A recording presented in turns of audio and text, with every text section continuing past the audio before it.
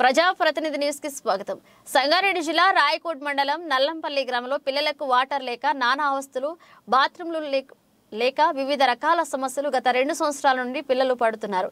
ఏ ఒక్క అధికారి కానీ రాజకీయ నాయకులు కానీ పిల్లల భవిష్యత్ గురించి పట్టించుకున్న పాపాన పోలేదు. ప్రధానోపాధ్యాయురాలు కరెక్ట్ సమయానికి స్కూలుకు రాదు. అలాగే వచ్చినా లేటు మళ్లీ పోవడం కూడా సమయపాలన పాటించకుండా 2 సంవత్సరాలు గడుస్తున్న వాటర్ ప్రాబ్లం మాత్రం ఏ ఒక్క అధికారి పట్టించుకోలేదు.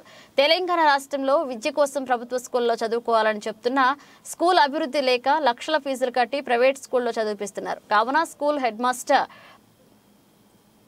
ప్రవలతకి వివరణ అడిగితే తెలంగాణలో చాలా చోట్ల ఉంది, మనం ఒక్కటే కాదు పొంతన లేని సమాధానం చెప్పడంతో చేసేదేమీ లేక ప్రజలు ఇలాంటి హెడ్ మాస్టర్కు చట్టపరమైన చర్యలు తీసుకుని పిల్లల భవిష్యత్ కాపాడి వాళ్ళ యొక్క వాటర్ మరియు బాత్రూంల సమస్య తీర్చాలని గ్రామ ప్రజలు కోరడం జరిగింది.